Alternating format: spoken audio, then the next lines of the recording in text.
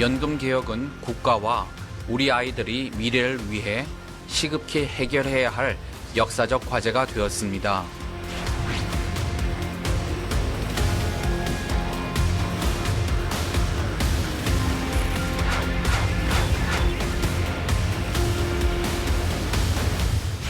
노후소득의 보장, 연금 재정의 지속 가능성 확보, 그리고 노인 빈곤의 해소라고 하는 연금 개혁의 세 가지 목표를 달성하기 위해 나름대로 많은 노력을 기울였다고 생각합니다.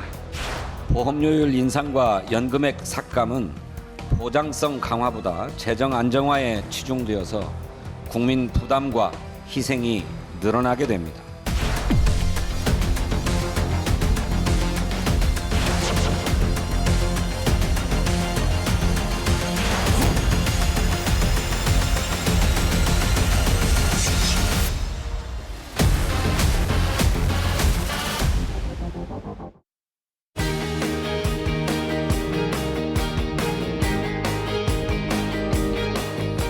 여러분 안녕하십니까? 정관용입니다. 지난 21대 국회에서는 연금 투기를 구성해 공론화 과정을 거치는 등 연금 개혁 논의를 했었고 저희 프로그램에서도 여러 번 다룬 바 있죠. 자, 지난 9월 4일 정부가 국민연금 개혁안을 내놨습니다. 국민연금은 매우 중요한 노후소득인 만큼 이 제도에 어떤 변화가 있을지 국민적 관심이 높아지고 있는 상황인데요. 연금 개혁 논의는 재정 안정과 소득 보장 두 축으로 진행되고 있는데 이제 구조 개혁까지 논의 테이블에 오르면서 앞으로 국회에서 어떻게 이 논의를 풀어나갈지 주목됩니다. 오늘 국민연금 개혁의 주요 쟁점과 연금 구조 개혁 방안을 짚어보면서 연금 개혁이 나아갈 방향에 대해 함께 토론해 보겠습니다. 함께 토론할 분들 소개해드리죠. 먼저 지난 21대 국회 연금개혁특별위원회 민간자문위원이셨던 한림대학교 사회복지학부 석재은 교수 어서 오십시오. 네, 안녕하세요. 제5차 국민연금 재정계산위원회 위원이셨던 동아대학교 사회복지학과 남찬섭 교수 어서 오십시오. 안녕하십니까. 네, 한국재정학회 이사 겸 편집위원장을 맡고 계신 홍익대학교 경제학부의 박명호 교수 어서 오십시오. 예, 안녕하세요. 네, 국민연금 실무평가위원회 위원 맡고 계신 충남대학교 경제학과 정세은 교수 어서 오십시오.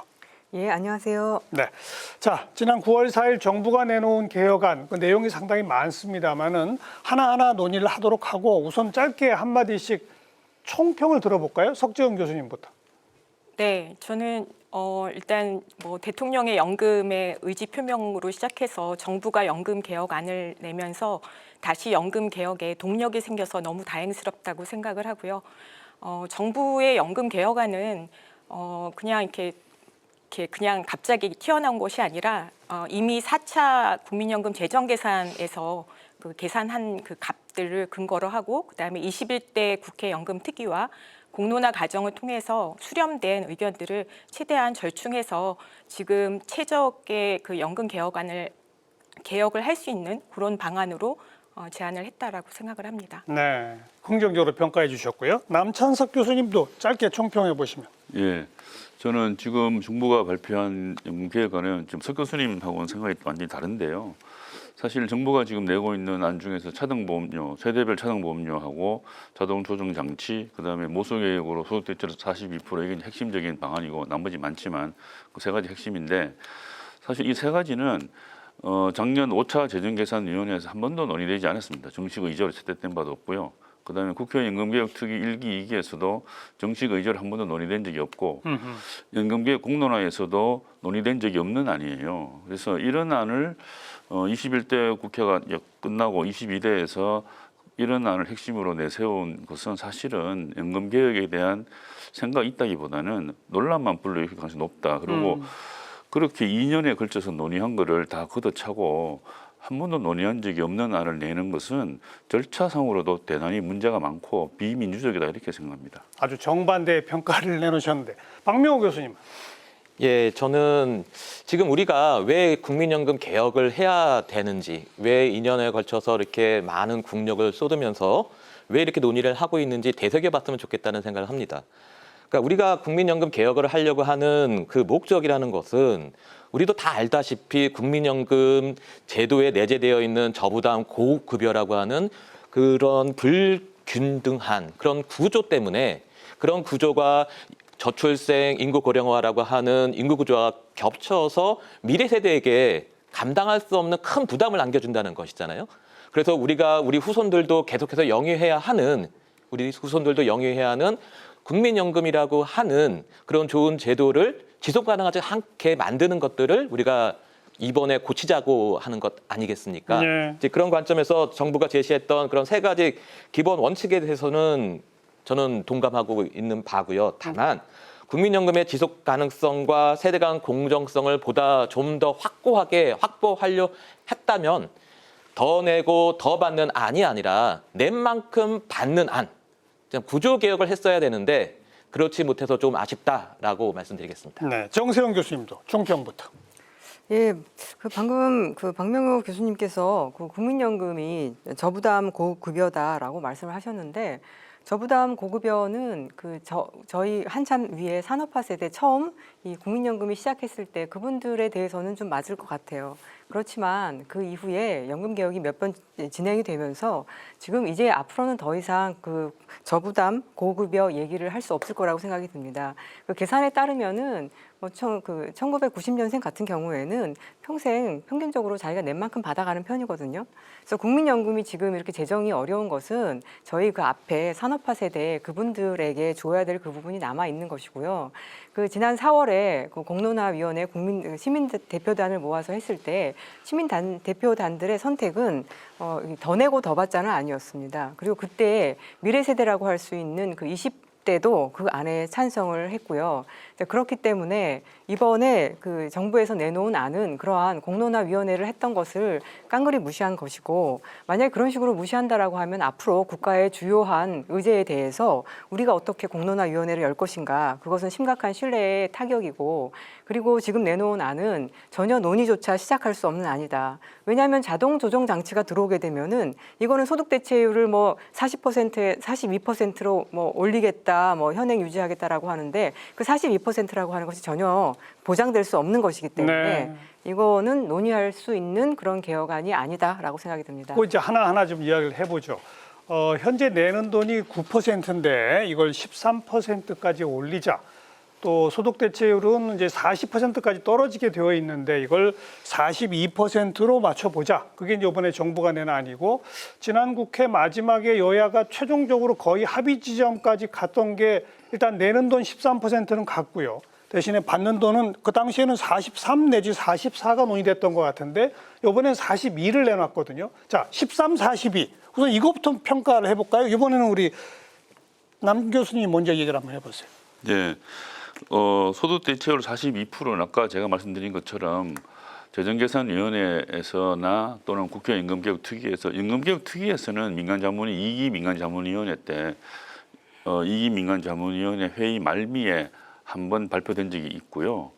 그 외에는 한 번도 논의된 적이 없고 물론 이제 연금개혁에 참여하시는 전문가분들께서 개인적으로 생각하실 수 있지만 정식으로 논의된 건 한 번 딱 있었고요. 연금개혁 공론화에서도 사실 이 안은 없었습니다. 그리고 지금 말씀하신 것처럼 연금개혁 공론화 후에 여당이 첫 번째 낸 안이 43%였고요. 그다음에 여당이 마지막 낸 게 44%였고 민주당은 처음에 50% 얘기하다가 45%까지 양보했다가 여당 대표가 이제 야당 대표가 여당에서 44% 내니까 44도 받을 수 있다고 했고 그리고 종결된 걸로 알고 있는데요. 그랬는데 지금 국회 대수가 바뀌고 정부가 낸 안이 42를 내게 되면 사실은 이렇게 하면 이 협의 상대방을 너무 네. 무시하는 안이 아니냐. 그리고 42%는 우리나라 안에서 42%지만 OECD 기준으로 계산하면 이게 32.9%밖에 안 됩니다. 그래서 OECD 평균이 42.3%인데 32.9%니까 거의 10%포인트 낮은 거거든요. 그래서 이 정도 가지고는 우리가 앞으로 2030년대부터 굉장히 급속하게 진행될 고령화 단계에서 노인 빈곤을 획기적으로 줄일 수가 없다. 네. 그러면 굉장히 너무 적다 한마디로. 자, 어떻게 보세요? 네, 지금 이제 보험료율 13%는 사실 이제 지금 공론화 과정에서 나왔던 그 결과를 그대로 수용을 한 거고요. 급여율 42% 같은 경우는 지금 현재가 지금 42%예요. 지금 예. 40%로 떨어지고 있는 과정에서 올해가 이제 42%인데 사실 이제 2007년에 이미 이제 40%로 그 급여율을 떨어뜨리는 개혁을 했었고 그런 사실은 그때 그 당시에 사실은 그런 어떤 역사적인 또 그 결정에 대한 존중 이런 부분들이 있는 것이고 지금 이제 44% 사실 이게 보험료율이 받쳐주면 사실은 그럴 수 있다고 생각하지만 지금도 굉장한 적자 구조거든요. 그러니까 13에 42도 사실은 적자 연금 구조예요. 그래서 그런 걸 생각하면 40 내지는 40에서 42로 올렸다고 하는 것은 저는 그동안의 논의 과정을 그래도 존중해서 조금 올리는 선택을 한 것이다. 이렇게 볼 수 있을 것 같아요. 그렇지 않아도 적자지만 조금은 올린 거다. 네, 그러니까 우리가 이제 청년의 연금 불안을 좀 해소해주기 위해서는 그 적자 연금 구조를 그래도 조금 해소할 수 있는 그런 방식으로 급여 수준이 조정되는 것이 맞다 이런 생각이 듭니다. 얘기하세요. 예, 혹시 앵커님 우리 국민연금이 미적립 부채를 갖고 있는 규모가 어느 정도 되시는지 아시나요? 뭐요? 미적립 부채, 다시 말하면 현재 가입하고 있고 지금 수급하고 있는 분들한테 국가가, 그러니까 국민연금이 줘야 되는 돈을 현재 가치했을 때 어느 정도 되는지 아시나요? 상당히 많은 걸로 알고 있습니다. 예, 그러니까 1,825조랍니다. 그러니까요. GDP의 80%나 되는 큰 돈이거든요.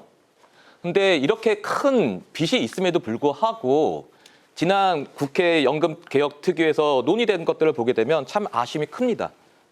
예를 들어서 소득 대체율 44%를 올리자. 그런다 그러면 우리가 앞서 말씀드렸던 것처럼 국민연금 개혁을 하려는 이유가 미래 세대의 부담을 조금이라도 줄여주자는 목적인데 그들이 내야 되는 필요보험료율이라는 게 있는데요. 그러니까 35%에서 이런 개혁을 하게 되면 39.1%로 오히려 4%포인트나 더 올라갑니다. 그러니까 어떤 이렇게 미래 세대의 부담을 전가하는 그런 개혁안을 가지고 논의했다고 하는 그런 전문가들이라는 것 자체가 약간 난센스고요. 그러니까 우리가 전문가들이 의논했다가 하더라도 일부의 전문가들이 의논한 거지 모든 전문가가 다 참여한 건 아니잖아요. 예. 그렇다 그러면 그 안에서 논의된 것만을 갖다가 정부가 안으로 만들어야 되느냐? 그건 아니라고 알겠습니다. 봅니다. 그 지난 국회 43, 44부터가 잘못된 논의다 이 얘기잖아요. 맞습니다. 어떻게 보세요? 저는 국민연금의 존재 이유가 무엇보다도 노후에 어느 정도 그 최저한의 소득을 받을 수 있도록 그것이 목적이거든요. 그럼 이 42%가 그런 목적을 달성하고 있느냐라고 봤을 때는 그렇지 않다. 이 42%라고 한다면 지금 평균적으로 받고 있는 60만 원 정도의 용돈 연금에서 벗어날 수가 없거든요. 지금 대부분의 은퇴하신 분들을 조사를 해보면은 국민연금 말고 다른 보장 정책을 보장 수단을 가지고 계신 분이 없습니다. 예. 그래서 42%라고 하는 거 이거 자체가 국민연금의 역할을 제대로 하지 못하는 그런 수준이고 우리가 국민연금을 운용하는 목적 자체가 어느 정도 수준을 맞춰줘야 되는 거잖아요. 그래서 이 개혁의 가장 중요한 목적은 그 최소한의 수준을 맞춰주는데 그것이 가장 먼저 돼야 되고 나머지 재정 안정성의 문제 이런 것들은 저희가 다양한 수단으로 이것을 해결할 수 있습니다. 이 자꾸 전문가들이 마치 우리가 펀드 매니저인 것처럼 이 문제에 대해서 접근을 하는데요. 국민연금은 펀드가 아니고 이것은 복지제도다. 노후복지제도의 하나로 봐야 되고요. 예. 제가 말이 길어졌습니다만 미적립 부채가 나왔으니까 제가 거기서 말씀을 드리고 싶은데요. 자, 국민연금이 지금 1,000조 가까운 돈을 쌓아두고 있는 것을 알고 있는데 이것을 들으시는 분들이 그 박명호 교수님의 말씀을 들으시는 분들이 부채가 있었어? 이렇게 오해할 것 같습니다. 부채라고 하는 것은 빚이 쌓여있다라고 하는 건데 그 앞에 미적립이라고 하는 말 자체가 이게 모순인 거예요. 쌓여있지 않은 부채라는 거거든요. 이건 뭐냐면은 미래에 줘야 될 것을 부채로 여기자는 거거든요. 근데 사실은 미래에는 줘야 될 돈만 있을 뿐만 아니라 우리가 받을 수 있는 그 보험료도 있는 것이고요. 그렇죠. 그것 말고도 꼭 보험료만 넣는 건 아니에요. 다른 선진국들을 보면은 국고도 투입하고 그리고 정년도 연장하고 재정을 안정화시킬 수 있는 여러 방안이 있는 거거든요. 이제 그것을 다 놔두고 줘야 될 것만 생각을 해서 한다면 그럼 이건 어떤 얘기냐면은 아이가 태어나는 순간 얘를 먹이고 입히고 대학 보내고 하는 데까지 한 10억 정도 든다. 그럼 애가 태어나는 순간 나는 10억의 빚을 졌네? 알겠습니다. 하고 똑같은 얘기다라고 말씀드리겠습니다. 결국 이제 첫 번째 이 발언에서부터 이 노후 소득 보장을 중시하느냐, 재정 안정을 중시하느냐라는 관점의 차이가 드러나는데요. 자, 이번에 그 정부가 내놓은 안에서 주목되는 거는 요 13, 42 숫자도 있습니다만은 13까지 올리는데 50대는 4년 만에 올리고 20대는 무려 16년 만에 올린다라고 하는 세대별 차등 인상 요율이라고 하는 제도가 처음 이제 그 정부 안으로 나왔습니다. 요거에 대해서 우선 어떻게 생각하시는지 석 교수님. 네, 사실 이게 이제 뭐 세계 유례가 없다라고 해서 이제 그리고 논의되지 않은 안이다라고 얘기를 하는데, 예, 세계 유례가 있는 것은 아니지만 저는 이제 이게 충분히 납득 가능한, 예, 그리고 납득할 수 있는 쓸만한 소지가 있다라고 생각을 합니다. 그러니까 지금 청년들이 좀 오랫동안 높은 보험료를 내야 되고, 그 다음에 이제 중장년 같은 경우는 높은 보험료를 짧게 내고 이런 이제 상황이잖아요. 그랬을 때 청년들은 왜 우리는 처음부터 높은 보험료를 오래 내야 되느냐, 이것 자체에 대한 불공정성에 대한 인식을 체감하고 있기 때문에 지금 청년들이 안 그래도 지금 연금 불안 그다음에 불신이 이제 심하기 때문에 이런 그 보험료의 그 인상 속도를 차등하는 것을 통해서 예. 우리가 청년들을 그리고 배려하고 있다. 부모 세대들이 그래도 너희들은 좀 천천히 보험료를 올렸고 우리는 조금 더 이제 빠르게 올리고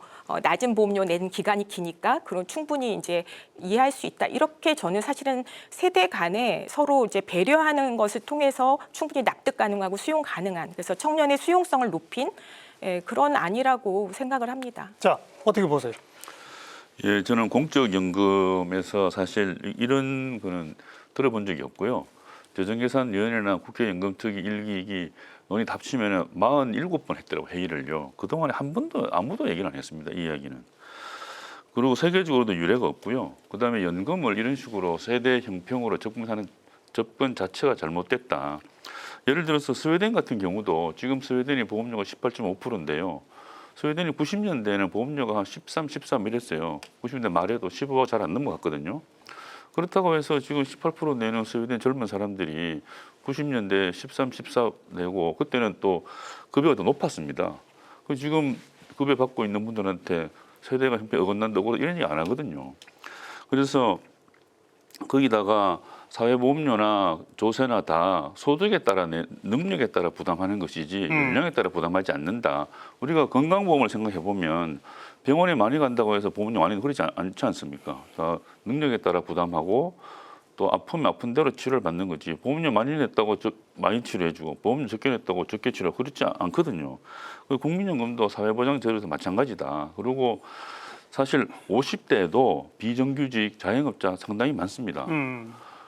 30대, 20대에도 정규직이 있어요. 그래서 같은 세대라도 동일한 조건이 있지 않고 같은 연령대라도 50대도 마찬가지고요. 그래서 사회보험제도나 조세제도나 다 능력에 따라 부담하는 것이지 네. 이거를 연령에 따라 이렇게 차등을 두는 것은 불필요하게 정부가 세대 통합을 추구해야 될 정부가 더구나 연금에서 이런 식으로 하는 것은 세대 갈등을 불러일으킬 수 있는 굉장히 위험한 안이라고 생각합니다. 어떻게 보십니까? 저는 조금 먼저 이제 팩트 먼저 정리 좀 해야 된다고 생각을 하는데요.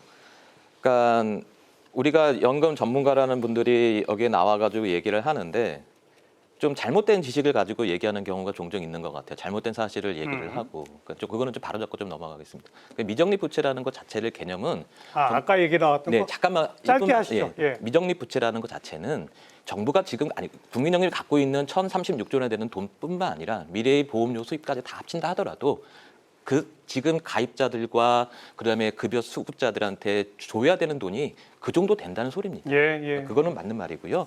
그리고 용돈연금 얘기하시는데 42% 하면 3만 원 정도 올라가요. 그러면 44% 하면 얼마 올라가는지 아십니까? 3만 원 정도에다가 2배, 6만 원 올라갑니다. 여전히 용돈연금인데 문제는 지금 받는 분들이 용돈연금 정도 더 받겠다고 미래 세대한테 그렇게 큰 희생을 치러야 되느냐. 알겠습니다. 그런 관점에서 현재 많은 혜택을 상대적으로 더 많은 혜택을 보는 건 사실이거든요. 누가? 기존 세대가. 미래 세대보다 예를 들어서 1960년에 태어난 사람은 1960년에 태어나면 100만큼 기여를 했다 그러면 270을 받는다고 합니다. 근데 2000년생 같은 경우에 있어서는 100만큼 낸다고 한다 그러면 220을 받는다고 합니다. 예. 그러니까 부담과 혜택이 불균형이 이루어지고 있다는 걸 갖다가 우리가 잘 알고 있거든요. 그러니까 정부에서도 고민을 했겠죠. 그런 고민 가운데 이런 안을 만들어냈다고 생각을 합니다. 그리고 이런 안이 세계적으로 유례가 없다고 많은 분들이 얘기를 하는데 유례가 없으면 어떠합니까? 우리나라 사정이 필요하다 그러면 하는 것이고요. 그리고 유례가 없다라는 것도 사실이 아닙니다. 최근에 언론 보도에 보게 되면 핀란드에서 이미 세대 간에, 그러니까 다시 말하면 연령 그룹별로 보험료를 차등적으로 적용하는 그런 사례들이 있다고 합니다. 그러니까 우리가 좀 정확하게 지식을 가지고, 그러니까 사실을 기반으로 해가지고 논의를 해야지 좀 좋겠다 이런 생각을 하고 있습니다. 근데 아니. 또 사실에 관한 거 잠깐 말씀드리고 네, 핀란드 같은 말씀하세요. 경우에 핀란드가 그렇게 하고 있어요. 하고 있는데 핀란드가 2010년 연구개혁해서 이렇게 하고 있는데 그것은 핀란드가 그렇게 한 것은 53세 이상의 고령 근로자의 고용을 촉진하기 위해서 2017년부터 2020년 한시적으로 지급률을 약간 올렸습니다. 연금 지급률을. 그래서 이제 그 사람들한테 원래는 지급률을 다 통일했는데 한시적으로 고령 근로자 고용 촉진을 위해서 이렇게 한 거거든요. 우리나라하고는 동기도 다르고 배경도 다르고 예. 완전히 다른 얘기입니다. 그거는 이제 그거를 우리나라랑 비교하는 거는 완전히 잘못된 비교입니다. 알겠습니다. 정 교수님. 예. 예. 그 말씀 중에 그 사실에 기반해야지 이런 말씀은 안 하시는 게 좋을 것 같습니다. 그러니까 사실에 근거해서 연구자로서. 말씀하시면 됩니다. 예, 그리고 그 미적립 부채에서 제가 보험료 말씀을 드렸었는데 그거는 이제 그렇게 넣는 분들도 계시고 또 보험료 얘기도 안 하면서 미적립 부채를 말씀하시는 분들도 계셔서 그렇게 말씀을 드렸던 것이고요. 자, 그 얘기 이제 그 정도 하고. 아니, 뭐 하나만 더 하면 네. 이 미적립 부채라는 게 얼마나 황당하냐면은 이 미래에 나갈 돈을 미리 이렇게 현재 가치화하는 거잖아요. 그럼 미래에 언제까지냐가 또 문제가 되는 겁니다. 사실 국가가 영속하고 그리고 국민연금이 영속한다라고 하면은 100년, 200년 쭉 늘 수도 있는 거거든요. 그건 늘리는 거에 따라서 현재 가치화가 현재 가치화가 많아진다는 것이고요. 아까 이제 그 소득 대체율이 42%, 뭐 44% 했을 때 뭐 3만 원, 6만 원 올라가고 그래서 여전히 용돈 연금이다. 만약에 그렇다고 하면은 저희가 소득 대체율을 많이 올려야죠. 그래서 그때 국민들이 시민 대표단들이 선택했던 것이 50%거든요. 저는 50% 정도는 돼야 되는 것이다라고 알겠습니다. 생각이 들고요.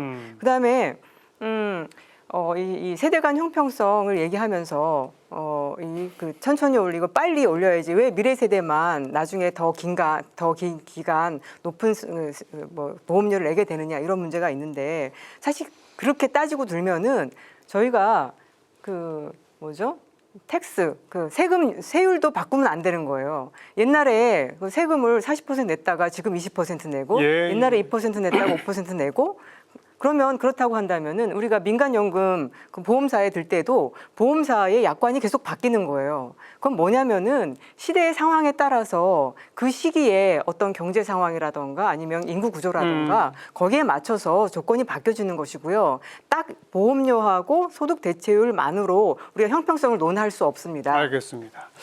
제가 듣기로 우리 정세은 교수님은 42가 아니라 사실 한 50 해야 된다는 주장이신 것 같고 박명호 교수님은 42도 사실 많다. 네, 맞습니다. 40으로 내리는 게 맞다. 두 분 이제 원래 생각이 그러시다는 게 지금 다 드러나고 있고 바로 그게 재정 안정이냐 소득 보장이냐 그 관점의 차이라는 거고요.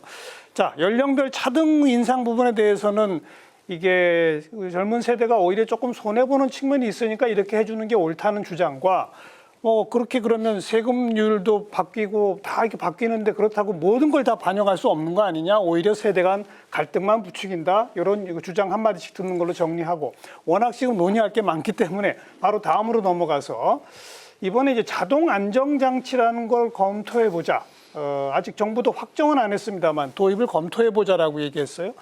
우선 우리 석 교수님, 우리 시청자분들을 위해서 자동 안정장치라는 게 조금 쉽게 어떻게 하겠다는 거죠? 자동 안정장치가 사실은 굉장히 그러니까 굉장히 이제 뭐라나 제도가 이렇게 표준화된 어떤 것이 아니라 만들기 나름이긴 한데. 만들기 나름이에요. 예컨대 외국에서는 어떻게 하고 있죠? 그러니까 예를 들면은 그 급여에, 그러니까 독일 같은 경우에는 급여에 아예 이제 연동을 해가지고 우리가 지금 사실은 이제 선진국 같은 경우에 이미 급여하고 부담을 일치시켜 놨어요. 그래서 일치시키는 개혁을 했기 때문에 그 이후에 그 제도 부양비에 따라서 그 제도 부양비가 변화하는 거에 따라서 급여를 조금씩 삭감을 시키는. 예, 그러니까 급여액에 직접적으로 연동하는 이제 방식이 있어요. 그런데 뭐 일본 같은 경우는 그 거시경제 슬라이드제 이제 적용을 해서 뭐 물가 상승률이나 아니면 이제 거기서도 그 기대 여명 이런 거에 따라서 이제 예, 연동을 시키는 거죠. 이건 슬라이드제에 연동을 시키는 거예요. 지금 우리 정부가 제안을 이번에 한 거는 그 지금 이제 연금 지급액, 그러니까 맞으면 처음에 최초의 연금이 그 급여율 로 이제 정해지는 거기에는 이제 자동 안정장치를 적용시키지 않고요. 예. 그러니까 급여율은 원래 온전히 이제 급여율을 받고 그 이후에 이제 우리가 그 실질 가치 그 보존을 위해서 물가 인상률로 이제 연동을 시켜줘요. 그렇죠. 예, 근데 이 물가 인상률에 대해서 기대 여명이나 그다음에 가입자 그 증감에 따라서 가입자 수 증감에 따라서 그 물가 인상률의 범위 내에서 그걸 이제 최대 이제 말하자면 물가 인상률 한을 이제 0%로 했을 때 더 마이너스는 적용을 안 하고 그 안에서 이제 적용을 한다는 거예요. 그러니까 말하자면 실질 가치 보전에 있어서는 조금 훼손이 있을 수 있지만 기본적으로 급여 자체를 삭감하는 것은 아니다. 그러니까 제가 이해한 바로는 물가가 한 3%씩 올라가면 받는 돈도 3%씩 올려주는데 네네. 그런데 예를 들어서 저출생이 계속된다. 그럼 3%가 아니라 한 뭐 1.5%로 좀 깎을 수도 있다. 그렇죠. 예, 그런 100만 원에서 거죠? 103만 원을 뭐 102만 5천 원 이렇게 줄 수 있다. 예, 그런 자, 거죠. 어떻게 생각하세요? 이쪽. 네, 이게 지금 말씀하신 것처럼 뭐 일반적으로 공적 연금은 물가에 따라서 이제 실질 가치를 보장해 주는데 그 보장해 주려면 물가 상승률에 따라서 급여를 올리게 되는데요. 연금 받고 난 퇴직 후부터. 근데 올리는 속도를 뭐 여러 가지 뭐 기대 여명 개수라든지 또는 뭐 지금 말씀하신 것처럼 출생률이라든지 뭐 여러 가지 국가에 따라는 다릅니다만은 각각 변수를 사용을 해가지고 그 실질 가치 보장해주는 그 정도를 낮추는 겁니다. 그러니까요. 그게 이제 자동 조정 장치인데 이제 그렇게 하면 명목 금액은 올라갈 수 있지만 사실상 급여의 실질 가치가 내려가기 때문에 급여가 삭감되는 거죠. 그래서 지금 정부가 명확한 안을 내놓고 있지 않아서 계산하기 어려운데요. 지금 정부 문건을 보면 아마 일본식 거시경제 슬라이드를 염두에 두고 있는 것 같아요. 그래서 이 정부가 자꾸 일본을 따라하는 것 같은데 왜 그런지 모르겠지만 그래서 그거를 만약에 일본은 지금 사실 거시경제 슬라이드를 도입한 이후에 경기 침체 때문에 물가 별로 안 오르고 이렇게 해서 적용이 4번인가밖에 안 됐는데 우리는 좀 상황이 달라서 만약에 이거를 뭐 어떻게 할지 모르겠지만 일본식대로 그대로 한다고 하면은 많게는 한 20%까지 삭감될 수도 있고요. 뭐 그렇게까지 안 하겠지만 많게는 그렇다는 거고요. 뭐 적게 가면 어느 정도인지 모르. 정부가 정확한 안이 없어가지고 그런데 지금 소득 대체율 42%도 낮은데 더 낮춘다. 그렇게 시작해서 그 다음부터는 이제 연금의 실질 가치를 보장을 안 해주고 떨어뜨리니까 사실은 급여가 상당히 내려가고 그렇게 되면은 이게 누적되면은 특히 후기 노인들 경우에는 굉장히 빈곤에 노출될 가능성이 높다. 알겠어요. 뭐 극적으로 우리 출생률이 막 올라간다면은 정말 국가적으로도 좋은 일이고 연금에도 좋겠습니다만 현재 상황으로 봐서는 그렇지 않다. 그 말씀이잖아요. 예. 그러니까 자동 안정 장치가 사실 이제 연금 가입자들은 계속 지금 이제 인구 변화나 경제 그 변화나 이런 부분에 계속 이제 영향을 받을 수밖에 없잖아요. 연금의 지속 가능성을 보장하기 위해서는. 그래서 연금 수급자도 어떻게 보면 그런 변화에 같이 그 책임을 지는 구조. 그러니까 연금 수급자도 같이 책임을 지는 구조인데 지금 사실은 이제 설계에 따라 다르다라고 하는 게 이런 경우도 있어요. 그러니까 연금 지금 현재 초기 세대는 그 낸 것보다 많이 받으셨거든요. 그러니까 연금 급여율도 사실은 상당히 높고 그래서 그 불균형 이제 적자연금 구조가 굉장히 심한데 그래서 이것을 계속 그 자동 안정 장치를 적용하는 것이 아니라 초기 세대에 지금 이제 연금 급여 받으신 그러니까 불균형이 굉장히 컸던 세대만 적용을 시키는, 그러니까 한시적으로 예. 15년, 20년 이렇게 적용을 시키는 방안도 있다. 고려할 수 있다. 그렇게 되면 말씀하시는 것처럼 청년 세대 이미 이제 연금 급여율이 많이 깎인 세대는 적용을 하지 않고 안 하고? 예, 그 앞 세대만 사실은 적용할 수 있는 방안도 있다. 그것은 지금 연금 수급자도 같이 고통 분담을 알겠습니다. 하면서 네. 박 교수님. 저는 석재훈 교수님이 말씀하시는 그 안은 가능은 하겠는데 정부 안에는 그런 게 없어요. 아직은 없죠. 정부안은 지금 세 가지 작동 시점, 발동 시점은 세 가지인데 하나는 36년, 하나는 49년, 하나는 54년이에요. 그러면 초기에 많이 받았던 분들 깎는 거 하나도 없습니다. 이미 다 지나갔죠. 이제 다 지나갔어요. 예. 그러니까 석재훈 교수님이 말씀하시는 것도 정부 계획은 없는 아니에요. 그러니까 그거는 그러니까 정부하고는 생각이 좀 다르시다는 걸 말씀을 드리고, 예. 그러니까 자동 조정 장치, 뭐 자동 안정화 장치라고 얘기를 하는데 저는 개인적으로 정부가 내세운 거는 상당히 온건하다라는 생각을 해요. 그러니까 일본 같은 경우도 아까 우리 남찬석 교수님 말씀해 주셨는데 일본 거를 많이 모방한다고 하는데 완벽하게 모방한 것도 아니에요. 우리 같은 경우에 연금의 가치를 실질 가치를 보존하기 위한 방법이 크게 두 가지가 있어요. 하나는 급여 수준을 갖다가 물가상승률로 인정시켜주는 방법도 하나가 있고 또 하나는 내 급여 수준을 다른 매년 명목 임금 상승률이 있을 거 아닙니까? 그걸 갖다가 현재 가치해주는 그런 방법도 있어요. 그 두 가지 아닌 이제 두 가지가 다 이제 실질 가치를 보존해주는 그 툴인데, 그러니까 다른 나라들 일본 같은 경우에는 그 두 가지 툴 다 조정을 해줍니다. 아까 말씀하신 것처럼 거시경제 슬라이드라는 걸 통해 가지고 가입자 수라든지 기대명의 변화에 대해서 양쪽 둘 다 잡아주고 있어요. 근데 우리나라 같은 경우 지금 복지부에서 내놓은 안이라고 하는 거는 연금액만 조정하는, 그것도 지금 당장 조정하는 것도 아니고 36년 또는 49년 그때부터. 예. 네네네 그런 것 자체가 어떻게 보면 계속해서 저희가 계속 말씀을 드리는 게 불균형한 구조를 갖다가 시정을 해야 되는데 중장년층 희생당해, 젊은 친구들 희생당해. 그럼 지금 받고 있는 분들은 아무런 희생을 안 하시는 거예요. 지금 받고 있는 분들 가운데 취약한 계층도 있어요. 그렇지만 넉넉한 부신들도 있는 분들이 있거든요. 또 그들 세대들도 좀 전 국민들이 예. 동참한다는 그런 관점에서 본다 그러면 그들에게도 조금의 희생을 정부는 요구할 수 있어야 되는데, 그럼 박 교수님 생각은 당장 도입하는 게 오히려 좋다? 그러니까 가능하다 그러면 근데 꼭 그것만이 반드시 뭐 자동 조정 안정 장치라는 툴이 아니라 희생을 요구할 수 있는 방법들은 네. 희생을 갖다가 참여할 수 있는 방법이 여러 가지가 있다. 근데 정부 안에는 그런 거 다 빠져 있다. 그런 아쉬움이 있다라는 말씀드립니다. 장 교수님 어떻게 보십니까? 뭐 말씀하시는 중에 그 여유 있는 계층이 조금 더 희생을 한다거나 아니면 더 좀 부담을 기여를 할 필요가 있다. 거기에는 동의를 합니다. 그런데 그렇게 하는 방안은 여러 가지가 있을 수가 있습니다. 세금을 투입하거나 이런 방안이 있을 수가 있죠. 근데 그게 아니라 이 자동 안정 장치가 도입이 되면은 뭐 여유 있건 여유가 없건 상관없이 다 미래에 급여가 삭감될 수 있기 때문에 작년 뭐 지난 몇 년간 그 물가가 엄청나게 올랐잖아요. 예. 근데 연금으로 사는 사람들이 물가를 보존해 주지 않는다, 연금이. 그럼 정말 삶이 어려워지는 거거든요. 그래서 지금도 그 용돈연금 수준이고 뭐 42%로 올려도 용돈연금 수준인데 이거를 더 깎는다라고 하면은 국민연금의 어떤 그 사람들에 대한 기대가 너무 낮아질 것 같고, 이건 이제 어떻게 되냐면요. 저는 국민연금 재정의 안정 이런 것을 뛰어넘어서 국가에 대한 신뢰가 사라질 것이다. 그리고 지금도 많은 예. 노인들도 그렇고 청년 세대들도 뭘 우려하냐면은 나 나중에 늙어서 폐지 줍는 노인 될 것 같아. 그런 공포가 되게 심해요.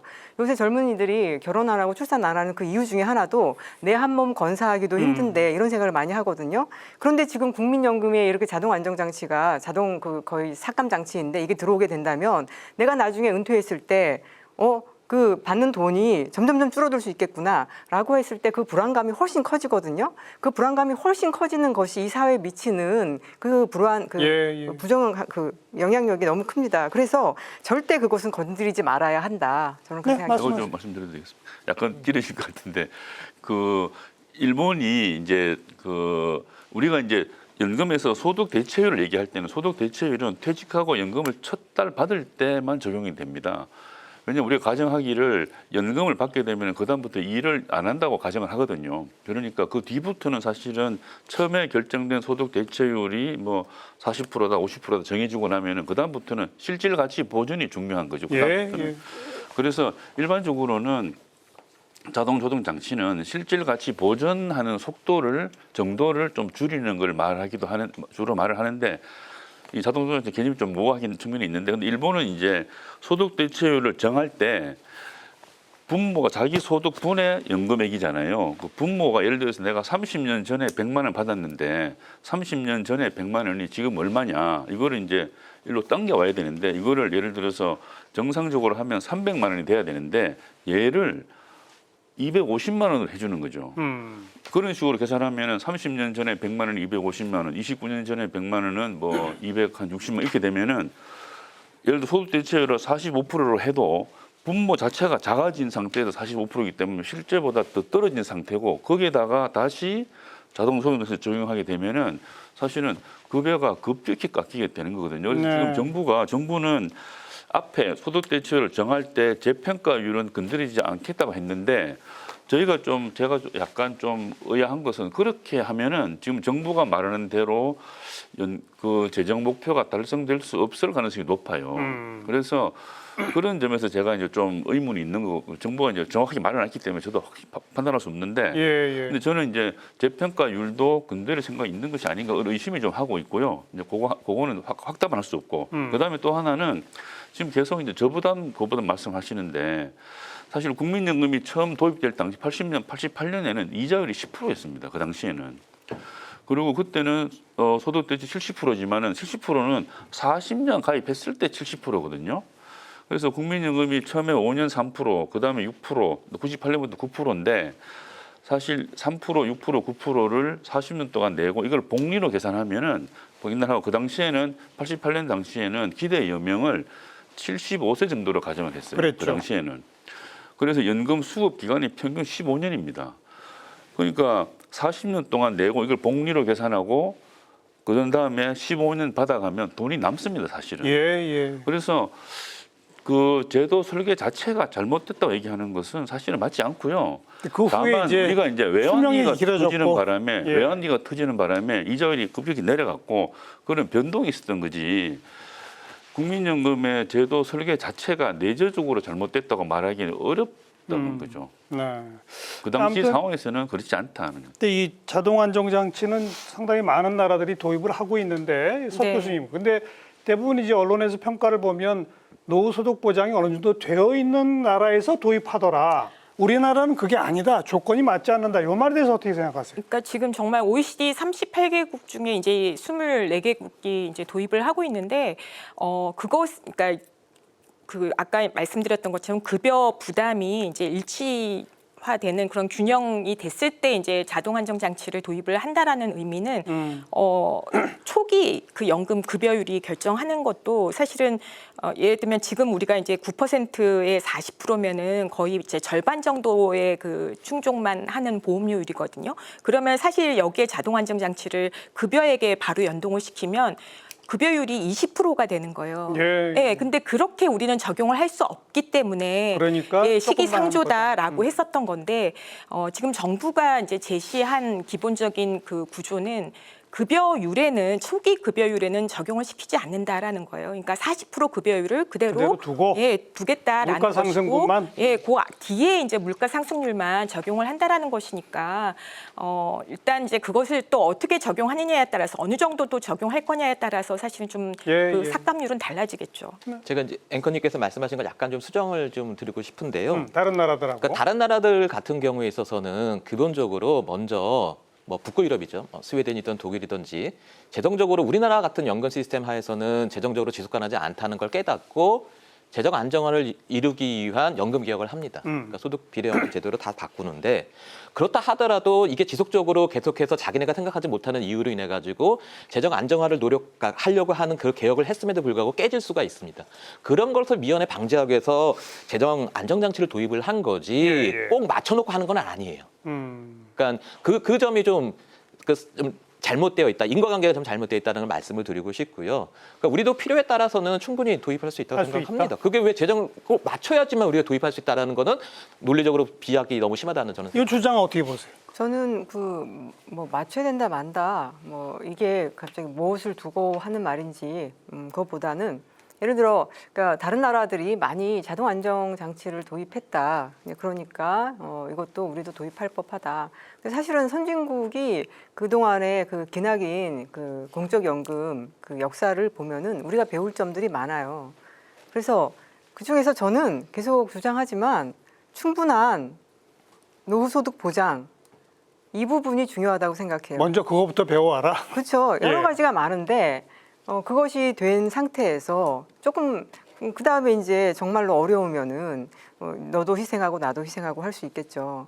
근데 그 부분을 배우지 않고 네. 그러니까 배워야 될 여러 가지가 있는데 그 중에서도 선택적으로 그것을 배운다. 그런데 이 국민연금, 공적연금이 도입한 이유는 어쨌든 적정한 노후소득 보장 알겠습니다. 이것이 가장 중요하다. 지금 이제 네 분께서 제 오른쪽 두 분, 왼쪽 두 분이 쟁점마다 이제 다 부딪히고 있는데 네 분이 다 의견 일치 보실 것 하나를 우선 정리하고 넘어갑시다.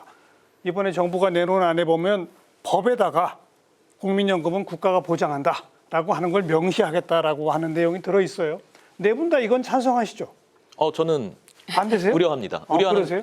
점이 있습니다. 우선 석 교수님은 찬성하세요?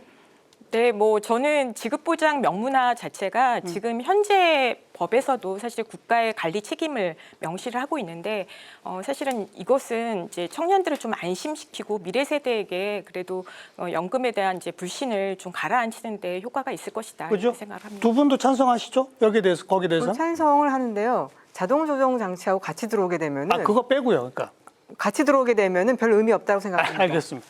근데 박 교수님은 또 의견이 다르세요?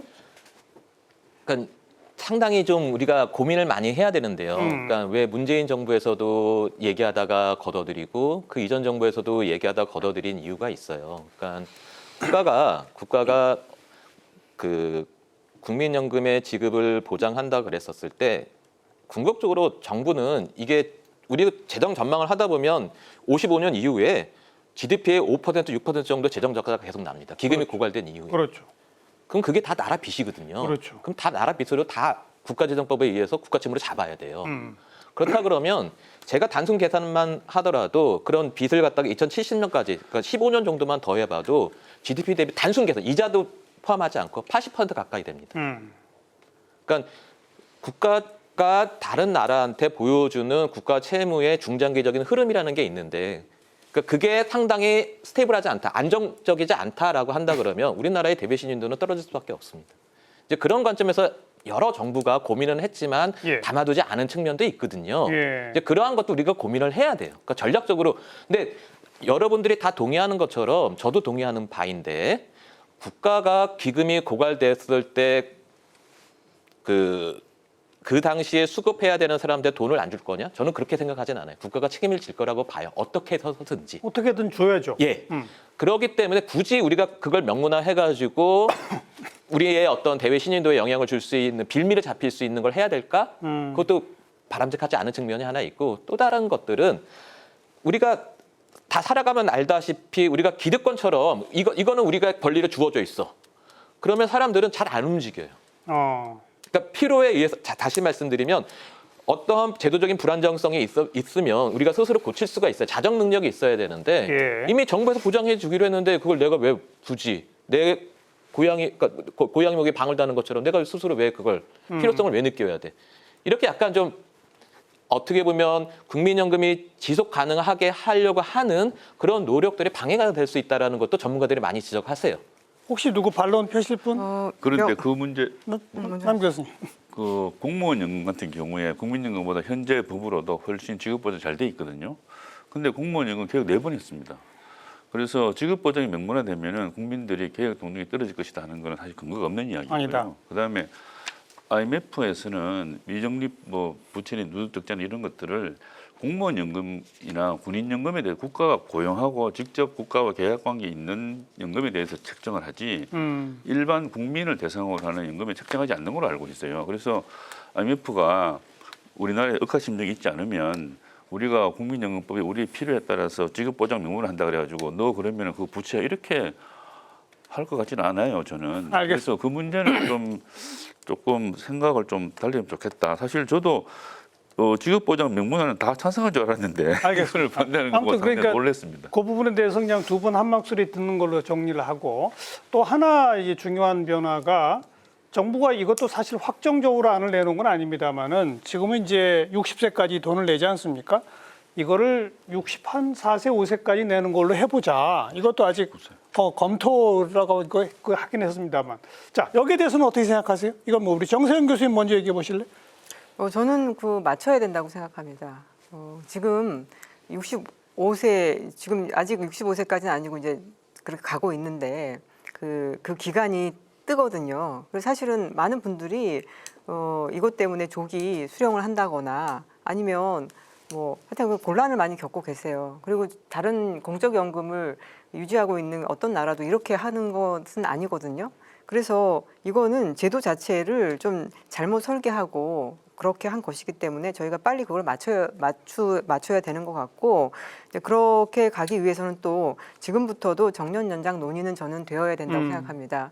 정년 연장 논의를 하면서 여러 가지 뭐 세대 간의 갈등 이런 것도 있을 수가 있는데 다른 나라를 보면 또 다 가야 되는 길이에요. 예. 그리고 건강한 노인들도 많고 더 일하고 싶은 노인들도 많기 때문에 가야 되는 길이어서 하루라도 빨리 논의하고 그렇게 하는 것이 더 맞다고 생각이 듭니다. 그러니까 정년도 연장하고 받는 걸 65세부터 받으면 내는 것도 그때까지는 내자. 그런 말씀이신 예, 거네요. 예. 어떻게 보세요? 네, 수급 연령하고 그 가입 연령은 사실 일치시켜서 가는 게 맞고요. 그러니까 지금은 그게 이제 간격이 떠 있기 때문에 경제 활동을 하시는 경우에도 임의 가입만 가능하고 실제로 고용주의 그 보험료 지원을 못 받는 경우들이 많아서 고령자 근로자의 그 어떻게 보면 가입 기간이 길수록 보장성이 높아지는데 네. 그런 부분들이 사실은 좀 오히려 이제 말하자면 지장을 받고 있는 거죠. 저는 이거는 그야말로 우리가 연금의 보장성 차원에서도 가입 기간을 좀 길게 할 수 있도록 실제로 65세까지 많이 일하시거든요. 예.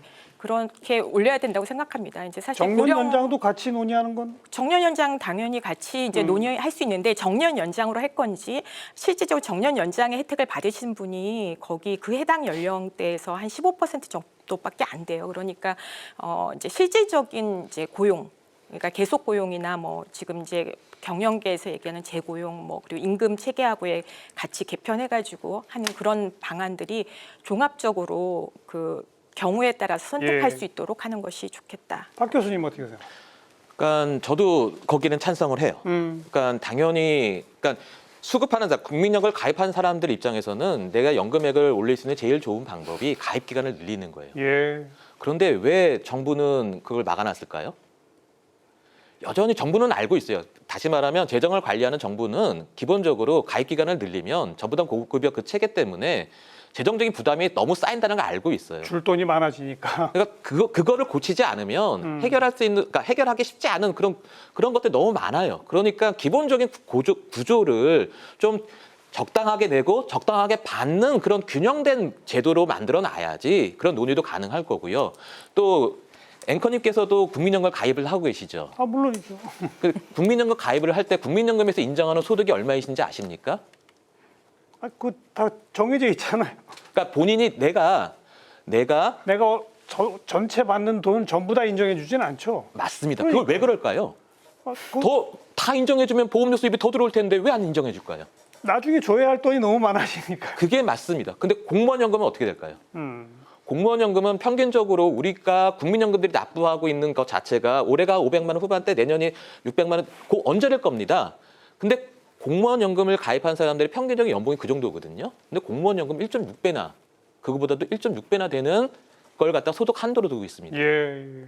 그러니까 국민연금에서 그러면 소득 한도를 왜 이렇게 낮게 잡았을까? 우리가 국민들의 노후 소득을 보장하기 좋은 제도라고 하면서도 왜 그러면 소득 한도를 갖다 1천만 원, 한 달에 1천만 원씩 벌고 있는 사람들한테 9% 받으면 재정에도 도움이 될 텐데 왜 그렇지 않을까요?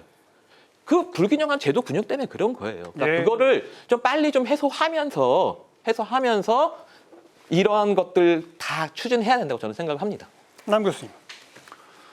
예, 지금 저도 이제 그 가입 상한 연령하고 수급 개시를 맞추는 거는 해야 된다고 보고요.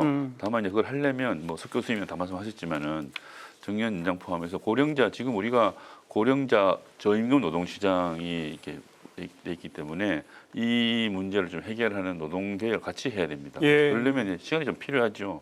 그리고 고령자 저임금 노동시장을 그냥 두고서 이걸 하게 되면은 저임금 고령자들이 이제 대거 연금에 들어오게 되면은 국민연금 급여를 계산할 때 들어가는 A값이라는 게 떨어질 수 있거든요. 그러면 사실 전체적으로 급여가 내려갈 수 있어서 이제 그 부분을 조정하는 게 또 필요하고요. 이걸 제도적으로 할 수도 있지만 더 근본적인 거는 저임금 고령자 노동 시장을 좀 이렇게 근로 조건을 올려서 네. 좋겠다 생각하고요. 그다음에 지금 우리가 이제 가입 연령과 수급 연령이 맞춰지는 안 맞는 것이 저는 재정 때문에 그렇다 생각하지는 않고요. 이게 불균형해서 그렇다 그렇게 생각하지 않습니다. 또 소득 상한이 낮은데 올리는 경우에 또 어떤 경우에는 소득 상한의 일정 수준 이상은 급여에 반영하지 않는 제도도 할 수 있어요. 그래서 공적연금에서 꼭 민간보험처럼 낸 돈 받는 돈으로 이렇게 일치시켜서 연금을 운영해도 이렇지는 않습니다. 공적연금은. 알겠습니다. 예. 그러니까 받는 시점과 내는 시점을 어쨌든 일치시키는 방향으로 가자는 그래도 네 분이 의견이 좀 일치하는 것 같고요.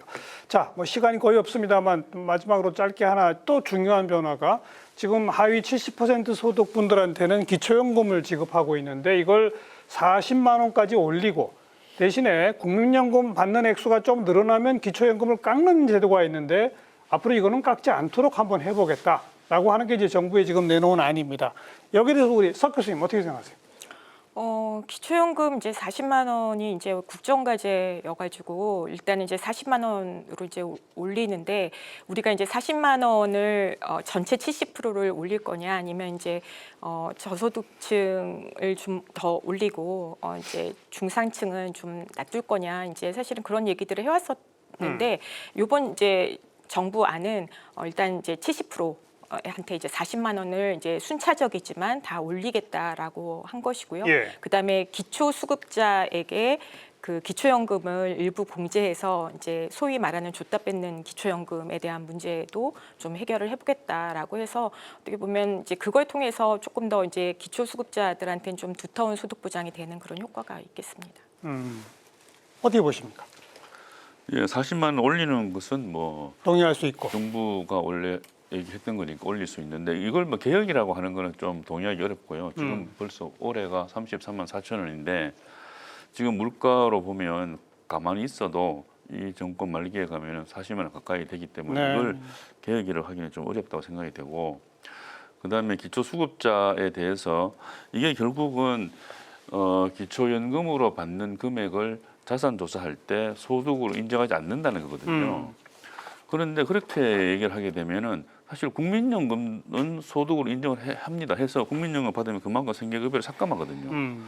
그래서 기초연금을 이렇게 운영하게 되면 사실은 다른 공적연금하고 형평이 어긋나는 점이 있어요. 그래서 그 부분을 처리를 어떻게 할 것인가가 다시 결정이 돼야 그래요. 그건 할 수가 있을 것 같습니다. 자, 이 대목도 우리 두 분 말씀만 듣는 걸로 정리를 하고요. 여기서 잠깐 오늘 주제에 대한 데이터의 흐름 어땠는지 살펴보고 마무리 토론 이어갑니다. 빅데이터 이슈 분석 김시원 아나운서가 정리해드립니다. 빅데이터 이슈 분석, 연금 개혁을 키워드로 빅데이터를 분석했습니다.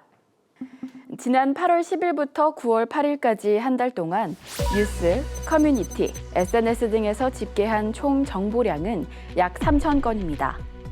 뉴스 정보량의 추이를 살펴보면 8월 29일과 9월 4일 정보량이 많았습니다. 8월 29일 윤석열 대통령은 국정브리핑에서 연금 개혁을 주요 과제로 꼽으며 지속 가능성과 세대 공정성, 노후 소득 보장을 3대 원칙으로 제시했습니다. 이어서 9월 4일 보건복지부가 구체적인 연금 개혁 추진 계획을 발표했습니다. 지금보다 더 내고 더 받는 체계로 개편한다는 게 정부의 구상인데요. 개혁 시기가 더 늦어지면 미래 세대의 짐이 더 커질 거란 우려 속에 22대 국회에서는 과연 결실을 볼 수 있을지 주목하는 기사가 이어졌습니다. 이어서 연금 개혁 연관어를 살펴보면 세대, 소득, 자동 등을 볼 수 있습니다. 정부는 국민연금 보험료율을 현재 9%에서 13%로 올리는 방안을 제안했는데요. 보험료율이 오르면 더 오랜 기간 보험료를 내야 하는 젊은 세대의 부담이 커지기 때문에 청년층의 보험료율 인상 속도를 중장년층보다 늦춰 천천히 오르도록 했습니다. 훗날 받을 연금 수준을 의미하는 소득 대체율은 2007년 연금 개혁 당시 60%에서 50%로 조정된 뒤 해마다 0.5% 낮아져서 2028년에는 40%가 예정된 상황이었는데요. 이걸 현재 수준인 42%로 유지하는 안이 제시됐습니다. 재정 안정을 위해 인구 구조 변화에 따라 자동으로 연금 수급액을 조정하는 자동 조정 장치 도입도 검토되고 있습니다. 다음으로 연금 개혁의 감성 키워드를 분석하겠습니다. 긍정 감성어 기대와 부정 감성어 우려를 볼 수 있습니다. 연금 개혁 정부안이 나오며 국민연금 개혁의 공은 이제 국회로 넘어갔습니다. 9일 우원식 국회의장 주재로 만난 여야 원내대표가 연금개혁 특별위원회 구성에 대해 논의한 것으로 전해지며 연금개혁의 속도가 붙을 것이란 기대가 나왔습니다. 다만 야당과 시민단체를 중심으로 정부가 제출한 개혁안에 대한 우려의 목소리도 있는데요. 세대별 보험료율을 차등 인상하는 방안은 세대 간 갈등을 조장할 수 있고 자동 조정 장치는 사실상 연금 삭감이란 지적이 나옵니다. 지금까지 연금 개혁을 키워드로 알아본 빅데이터였습니다. 자, 지난 국회 막바지에 여야는 내는 돈은 13%로 받는 돈은 43, 44 여기서 한번 결론을 내보자 해서 합의 처리가 될 듯 하다가 어쨌든 무산됐는데 이번에 정부가 내놓은 건 13, 42이고요. 그동안 없었던 세대별 차등 인상, 자동 조정 장치가 또 포함된 새로운 어젠다가 던져진 셈이거든요. 토론회 맨 처음 시작할 때 아까 우리 남찬석 교수께서 이래가지고 국회에서 무슨 논의를 할 수 있겠느냐 뭐 이런 말씀하셨는데 논의가 앞으로 어떻게 전개될 것 같습니까? 석 교수님 어떻게 생각하세요?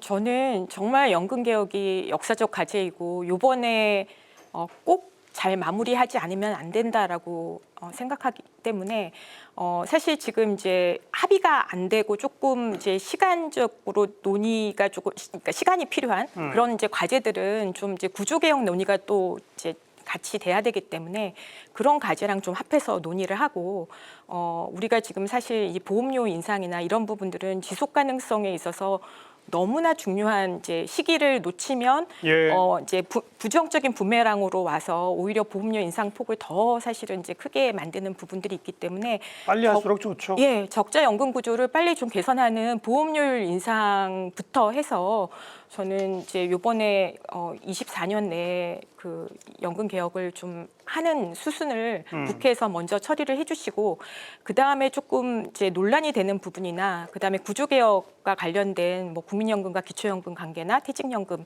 개편하는 부분은 국회에서 조금 시간을 갖고 논의를 했으면 좋겠다라고 생각합니다. 남 교수님도 야당은 좀 참여하기 어려울까요? 제가 야당이라면 참여 안 할 것 같아요. 아 그래요? 네.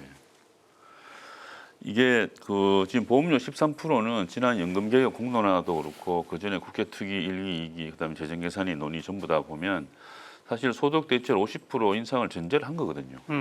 근데 이건 마치 근로조건 협상할 때 노조가 근로시간을 좀 늘리면서 임금을 올리는 걸 얘기를 했는데 임금 올리는 협의가 안 됐다고 그러면 근로시간 늘리는 거는 노사 합의돼서 그것만 따로 떼가자 같은 거예요. 그러면 사실 합의할 수 없죠. 그렇게 하면. 그래서 이거는 두 가지는 붙어 있는 건데 얘를 50%는 떼놓고 13%는 됐으니까 가자 이렇게 하는 것은 사실은 합의 정신을 위배하는 것이다. 그리고 지금 정부가 낸 안을 제가 모두에 말씀드린 것처럼 재정계산위원회 21번 회의, 국회 임금특위 1기, 2기 26번 회의 합쳐서 47번 회의에서 한 번도 논의된 적이 정식 의제로 논의된 적이 없는 안들이에요. 그리고 연금개혁 공론화에서 정부 여당이 하자 그래서 한 연금개혁 공론화에서도 의제로 채택도 안 된 안입니다. 이 둘 다. 근데 이거를 세대별 차등보험료 자동조정 장치를 들고 나온 것은 굉장히 거기다가 42%도 논의된 적이 없는 안 나온 것은 협상 상대방을 무시하는 안이다. 그다음에 지금 우리가 계속 재정만 얘기하시는데요. 사실 제도라는 것은 사회 속에 돌아가기 때문에 재정도 중요하지만 사회적 지속 가능성이 중요합니다. 그 제도가 제 역할을 하느냐. 그래서 재작년에 국민연금연구원이 추정한 바에 따르면 소득 대체율을 지금처럼 가져가게 되면 2060년대도 노인 빈곤율이 26%가 넘어가고 2080년대도 30% 가까이 된다고 나온 게 있어요. 지금 정부 자료도 보면 우리나라 노인 빈곤율이 62세 이상 노인 빈곤율이 40.4%에서 OECD 평균의 3배입니다. 이런 상태에서 급여를 깎고 하는 것은 우리가 2030년대부터 60년대까지 고령화 굉장히 빨리 진행되거든요. 예. 그리고 5차 재정 개선에 의하면 2060년대, 70년 넘어가게 되면은 고령화가 거의 멈추는 건 아니지만 상당히 정체됩니다. 인구 구조가 안정화돼요. 물론 지금의 인구 구조는 아니지만 인구 구조가 어느 정도 안정화되거든요. 그래서 마치 인구 고령화가 계속 진행될 것처럼 이야기하는데 꼭 그렇진 않다. 그래서 지난 공론화에 보면은 보험료 13%하고 소득세 50% 올려도 기금 수익률만 확보될 수 있으면 기금 소진 연도가 2070년까지 연장될 수 있는 걸로 계산된 바가 있어요. 예. 그래서 마치 기금이 있어야만 제도가 운영될 수 있고 기금이 없으면 안 되고 이렇게 하는 것, 접근하는 것은 굉장히 잘못된 판단을 가져오고 사회적 지속 가능성을 훼손할 수 있다. 그렇게 되면 오히려 재정적 지속 가능성도 훼손될 수 있다. 그렇게 생각합니다. 그러니까 결국 게다가 또 한 번도 논의 안 된 새로운 의제를 던진다는 거는 협상 자체가 시작되기 어려울 거다. 정세현 교수도 그렇게 보세요? 예, 저도 그렇게 생각을 하고요. 사실은 그 오랜 기간 동안 논의가 있었고, 그리고 최종적으로는 그 공론화위원회도 열었고, 근데 이번에 정부가 내놓은 안은 완전히 판을 깬 안이거든요. 그럼 여기에서 이거를 받을 거냐 말 거냐 이런 논의가 되어서는 저는 안 되는 것 같고요. 그래서 야당이 또 새로운 논의를, 새로운 추가적인 그런 개혁안을 추가해서 아예 판을 깼으니까 새롭게 판을 해서 이 논의를 해야 될 것 같고, 이제 그렇다라고 하면은 저는 이제는 그 국고 투입이라던가 아니면 정년 연장이라던가 그런 더 좀 큰 예. 그렇게 접근을 해서 해야 된다라고 생각이 듭니다. 정부의 안도 그냥 하나의 안으로 놓고 야당은 또 야당의 안을 놓고 네. 논의를 시작할 수밖에 없는 거죠. 지금으로서는. 깬 거니까 그걸 그냥 받을 거냐 말 거냐 논의하는 거는 공정하지 않다고 생각이 됩니다. 박명호 교수님 어떻게 보세요? 논의 잘 될까요? 저도 좀 우려스러운 부분이 우려가 있는데요. 되죠. 네네. 그러니까 근데 저는 좀 약간 좀 두 분의 생각이 좀 다른 게 뭐 47번이나 회의를 하면서 한 번도 논의 안 됐다고 하시는데 그거는 거기에 논의에 참여한 사람들 잘못이에요. 어떻게 세상의 대부분의 나라들이 하고 있는 예. 글로벌 스탠다드 같은 그런 제도들에 대해서 어째 논의도 안 했을까? 그 사람들은 정말로 정책에 대해서 창의적인 생각이 있을까? 이런 의구심이 좀 들어요. 좀 이런 의구심이 들고 거기서 논의 안 됐다고 해가지고 정부가 안을 못 내놓는다? 세상에 그런 정부가 어디 있습니까?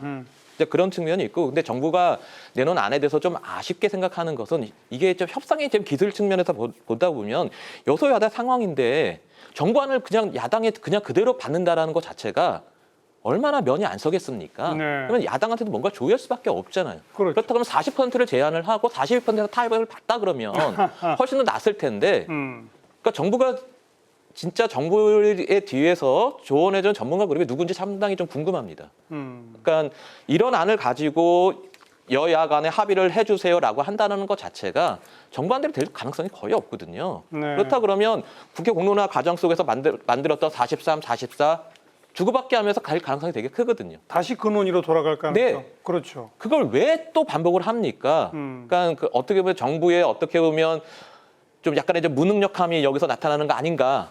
좀 쓴소리 좀 한번 해보고 싶습니다. 알겠습니다. 자, 마지막 발언 우리 정세현 교수님부터 뭐 한 30초 정도 짧게 한 마디씩 듣고 오늘 토론 정리하겠습니다. 예, 이번에 정부가 내놓은 이 국민연금 개혁안은 어떤 희망적인 아니면 가슴 벅찬 뭐 그런 개혁안이 절대 아니고 많은 국민들이 그 노후 불안으로부터 그 느끼는 그 불안감을 해소시켜주기에는 너무나 부족한 그런 개혁안이다 싶습니다. 정말 한국 사회에 지금 그 어느 나라보다도 국민들의 삶의 만족도가 떨어져 있거든요. 삶의 만족도가 떨어지는 것 중에 중요한 하나는 노후 삶에 대한 불안감입니다. 그것을 해소시켜 줄 수 있는 최소한의 보장성을 그것을 가장 먼저 앞에 두고 나머지 여러 가지 국가가 이제 가용할 수 있는 정책들을 다 동원해서 재정 안정 방안을 마련하는 것이 정부의 할 일이라고 생각이 듭니다. 네, 박명호 교수님. 저는 그러니까 우리가 황금률이라고 하지요. 그러니까 윤리적인 측면에서 내가 남한테 대접을 잘 받고 싶으면 우리는 남도 대접을 먼저 해야 된다고 얘기를 하지 않습니까? 그러니까 우리가 미래 세대를 걱정하지 않으면서 현 세대만을 갖다가 대우해 달라고 하는 것 자체는 정말로 말이 안 되는 그런 것 같고요. 정말로 현 세대를 걱정하는 것만큼 그거에 더 목소리도 내지 못하는 미래 세대에서 염려하는 목소리가 더 커져야 된다는 생각을 하고 있고요. 그리고 제가 꼭 국민 여러분들께 당부드리고 싶은 거는 국민연금 아까 남천석 교수님이 말씀하신 것처럼 최소한의 노후 대비용이거든요.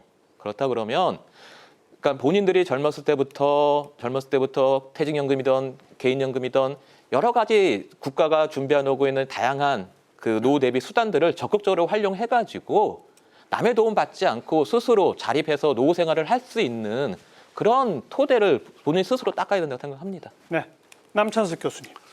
예, 저는 2030년대부터 60년대까지 우리 사회가 고령화가 굉장히 빨리 진행이 되는데 이 시기에 노인 빈곤율을 획기적으로 떨어뜨리지 않으면 지금 정부가 이야기하고 있는 자동 조정 장치를 도입하고 싶어도 그때가 도입하지 못한다.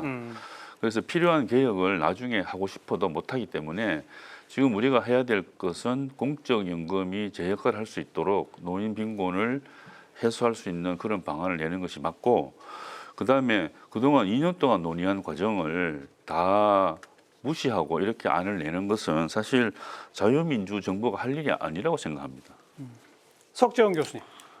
저는 노인 빈곤 부분은 사실 국민연금 소득 대체율과 직접적으로 지금 사실은 관련성이 작다라고 다시 한번 말씀드리고요. 사실 이번에 이제 정부 안에서 그 뭐 연금 취약층에 대한 크레딧 확대, 그리고 그다음에 가입 기간제에 대한 보험료 지원 이런 부분들이 사실은 이제 연금 취약층의 가입 기간을 이제 늘리는 그런 방안이고, 중요한 거는 저는 사실 이제 듣는 분들이 굉장히 불편하실 것 같은데 일단 그 지속 가능성에 대한 부분이 그리고 재정 안정에 대한 부분이 사실은 보장성과 굉장히 밀접한, 그야말로 청년들의 그 보장성이 바로 지속 가능성의 문제거든요.